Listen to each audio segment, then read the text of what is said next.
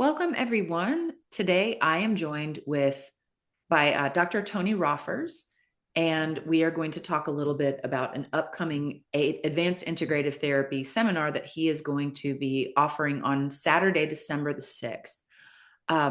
And what I'd love, Dr. Roffers, is if you'll introduce yourself and talk a little bit about how you found your way to AIT and what's been your participation in advanced integrative therapy over the last decades. Okay. Um, I was one of the, I was a part of the first um, seminar that Asha Clinton did. And I have to be honest, I can't remember whether it was 1998 or 1999 in San Francisco. I knew nothing about her, never met her, but a colleague knew something about her. And I attended and was blown away by the content. I had been previously working with Dr. Roger Callahan from Thought Field Therapy for a number of years. And uh, so I was interested in the use of muscle testing as a way of identifying things that were more than just conscious on the client's part, and a way to find things that were um, uh, unconscious, pre-memory, pre-language. And thought field therapy was limited in some of those areas. It was great for panic attacks and fears and phobias and things like that. And so when Asha Clinton started talking about the chakras, and that the muscle testing was a way to uncover all forms of trauma, I got really turned on. Um, uh, just previous to that, just a little bit of history of how I came to AIT. I was trained very traditionally in sort of Rogerian person-centered therapy years ago. Um, Studied with Albert Ellis in the Upper East Side of New York for a few summers directly, uh, and started using rational emotive behavior therapy for many years, um, and and found it very useful. But I also found that there was a certain percentage of my clients that either were not resonant with that, or they could think in terms of more rational or functional beliefs. But um, the minute they got back home for Christmas or with their spouse, all of that rational cognitive stuff flew out the window, quite frankly. And so I was interested in learning how to tap into that, really. Experimented a little bit with hypnotherapy, um, but then I finally uh, found Roger Callahan, and then from there found Asha Clinton, and so that's where I have stayed since 1998 or 1999.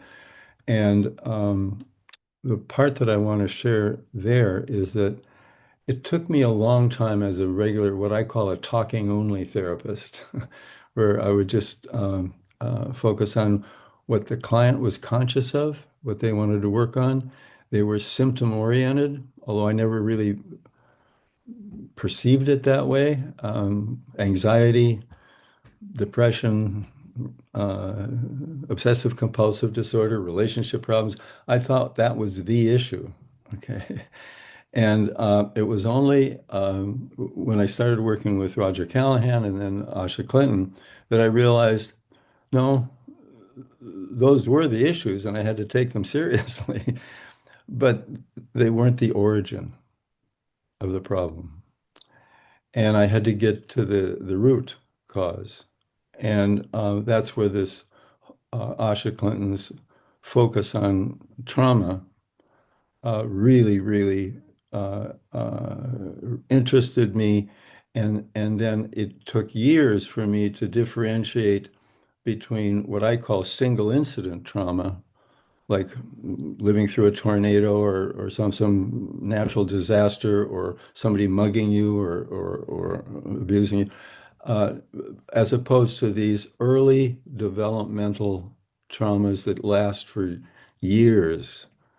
And as I started working more and more, getting to the origins of those symptoms, more and more I found out that not all the time in any way, but more frequently than not, it zeroed in on the mother, the father, the step parent, things like that, and that's where those really early um, uh, develop traumas that hinder the optimal development of the person. Okay. And so that's over time, and I've been working on the parental projection protocol now for I can't even remember a number of years, and it's been kind of a labor of love because I realized that if I could help therapists, first of all, my clients, and then therapists learn how to identify these early developmental traumas, that gets to the root of the problem, uh, things would, the healing would be much more thorough. And so that's a brief historical overview of how I came to AIT and then how I then developed through AIT the particular protocol that I'll be teaching in December. And you probably wouldn't toot your own horn the way that I might be able to. As someone who was trained in advanced integrative therapy in 2020 and then 2021 is when I took uh, AIT basics and then mastering AIT practice. Mhm. With thanks to Tony Roffers is all over those manuals, Dr. Roffers. Right. Will you talk about why? Oh, okay. Yeah. Again, the part that's I think is public knowledge. I began to write to Asha Clinton after that first seminar, and it wasn't called Advanced Integrative Therapy then. It went through two or three different names, and I wrote her I don't know, 3-page letter extolling the virtues of what she's taught, the content, but essentially criticizing her teaching. And saying, it's rather than this, why don't you think of this? Blah, blah, blah. And to her credit, she did not become offended. She, in fact, contacted me, and we had some very interesting dialogues because I had been a professor at UC Berkeley, San Francisco State for many years, taught hundreds of master's level PhD therapists. So I was a pretty experienced teacher at the time. And so I offered to her to work on her teaching because I really I thought the content was so excellent that to maximize the teaching. And so that's when I taught her uh, my teaching philosophy, which came from a man named Robert Karkoff, of tell, show, do, and apply. Present it, demonstrate it, have people practice, give really constructive feedback, and then have them practice it. And so that became the format for the manuals and for the development of a lot of the protocols. And so that's probably why my name is on a bunch of those things because she bought all of that. And we then together, I was a part of I was a director of her training for many, many years and became part of the board of directors and all of that. And so uh, I had a pretty extensive influence on the development of the curriculum. That's cool. Um, and so, yes, with thanks to Tony Roffers. So I wonder if you would talk a little bit about if this is on my YouTube channel, then this is for educated laypersons who are interested in trauma, attachment trauma, complex post-traumatic stress. When you were mentioning there were certain clients that CBT just could not touch. There was like a place in them. And for me, the experience was I would have clients who would say, Beth, I know cognitively that you're right. I know that reframe and I know this new way of changing my thinking is effective, but you can't do anything about the fact that I feel unlovable or that I feel like I'm a terrible person. And so there are some people whose wounds of how their world is ordered, how their self concept is ordered, and how their relational concepts are ordered, they can't talk themselves out of that feeling. They just sort of loop in that place of what is wrong with me? What is wrong with me? What is wrong with me? Exactly. Yeah. And so, if you could, so if we're thinking about the audience being AIT therapists who might be really interested in taking the seminar, or in the case of someone who might come across this on YouTube, just an educated layperson who's interested about attachment trauma, how would you talk about what the parental projections protocol does and what it addresses? Okay. The original idea for the projection protocol actually didn't come from AIT. The treatment method is strict AIT. But I read a book by David Richo, and he talked about the five A's: acceptance, approval, I don't know, things that belong in the parent-child relationship but are missing, they're absent. Okay. Most clients are not aware of what was absent in their development. Okay. They can remember being abused, they can remember being criticized, judged, all that sort of stuff. But a lot of the traumas of neglect or the lack of empathy, the lack of understanding, the lack of support, all of those things, the client isn't necessarily coming in saying, "This is what I missed in my development." And so, taking that idea from Richo, I started creating early developmental traumas that would surface into the client's awareness the absence of these things, and then used muscle testing to confirm or disconfirm whether that was traumatic for them or not. And what I found was that um, the clients were very conscious and aware of their symptoms, like I mentioned a moment ago, but they weren't aware of the origin of those symptoms. And so I started developing a protocol that would give the therapist a structure for identifying these early traumatic patterns that wasn't what the public would think of as a trauma, okay? Because it was the absence of something and all of that. So that's what it started focusing on and so what I then did to just oversimplify it, I developed a whole list of these early developmental traumas, like all the times and ways my mother criticized me, or all the times and ways my dad was uh, in my face or too invasive or whatever it was. And the therapist would muscle test that to confirm or disconfirm if that was a developmental trauma, which would happen from very early on till they went to college. Okay, it was years. Okay, but then I realized that just treating the trauma itself, okay, often didn't really give me a thorough treatment. And then I started, that's why I call it the parental projection protocol.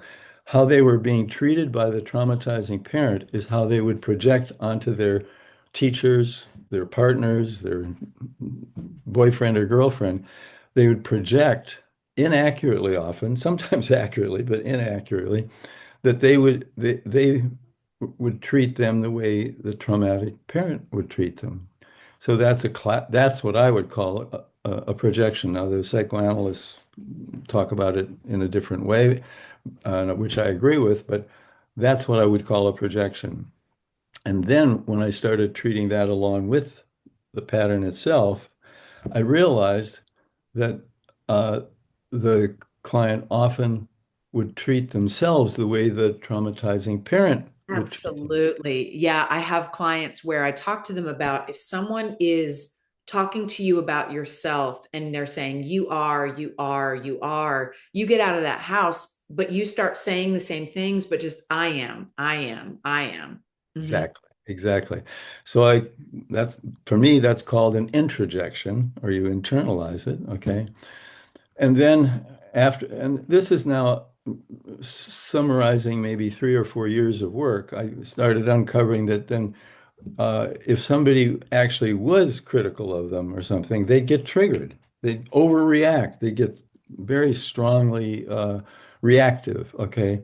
And so then I included a connection, or what I would call a conditioned response of if my all the times ways my mother criticized me, I get triggered when someone in my life criticizes me now.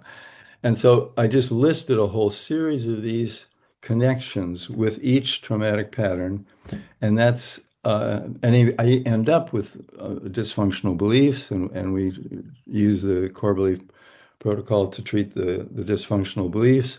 And then eventually I'd come up with a more functional, accurate, realistic belief to end up. And each traumatic pattern has that structure to it in the protocol. And what I told you when I first asked you if we could collaborate you on bringing this training back was that I have received the parental projections protocol as a client myself, and so I'm very lucky to live in New Orleans, Louisiana, where there are a lot of AIT therapists, Yeah. some of whom are on the verge of retirement, but I've had the chance to get to know many of them.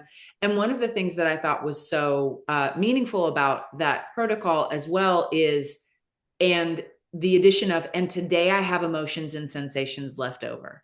Yes, yes. So to also say that like there is a residue of the trauma. So it's like I'm hearing you say that first I treated the trauma, then I realized I needed to treat the reactions in the present day, and then I needed to treat the introjections or like the self talk, and then just like yeah, how I project it onto other people, how and like it's so thorough. It was just really amazing to receive as an intervention.